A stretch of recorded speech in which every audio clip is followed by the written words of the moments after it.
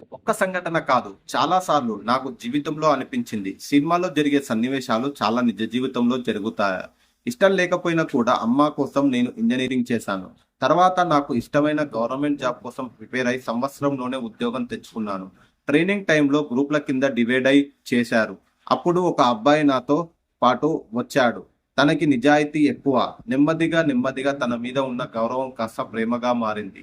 తాను ఎక్కువగా మాట్లాడేవాడు కాదు. నేను చెప్పాలంటే మా కులం వేరే, ప్రాంతం వేరే కూడా. మా ఇంట్లో అబ్బాయిలు ప్రేమించి పెళ్లి చేసుకుంటే ఒప్పుకోరు. ఇక నేను ఈ విషయాన్ని మర్చిపోయి ట్రైనింగ్ అయిపోయింది. ఎవరికి నచ్చిన దారిలో వాళ్ళు వెళ్ళిపోయాము. కొన్ని రోజులు ఫోన్లో మాట్లాడుకున్నాము. ఒకరోజు అతని ఫోన్ స్విచ్ ఆఫ్ వచ్చింది. నాకు ఇంట్లో పెళ్లి సంబంధం చూస్తున్నారు. ఆ అబ్బాయి కోసం నేను వెళ్ళిపోయాను. ఇంట్లో చెప్పినట్లు నేను పెళ్లి చేసుకోవాల్సి వచ్చింది. పెళ్లిలో ఆనందం సినిమాలో లాగానే గొడవలు చేశారు. కానీ ఆ సినిమాలో హీరోయిన్ లాగా నేను పెళ్లి ఆపలేదు. నాకు తప్పలేదు. పెళ్లి చేసుకున్నాను. 2 నెలల తర్వాత అమెరికాకి వెళ్ళిపోయాను.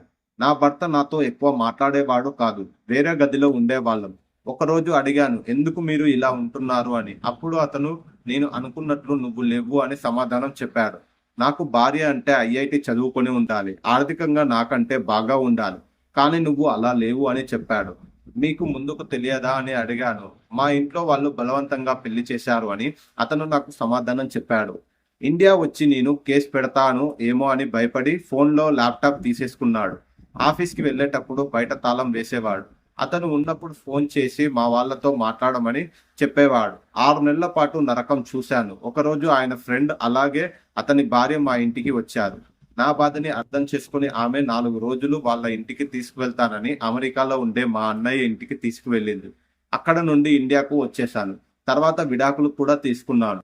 2017లో ఓ పెళ్లిలో నేను ప్రేమించిన వ్యక్తి కలిశాడు.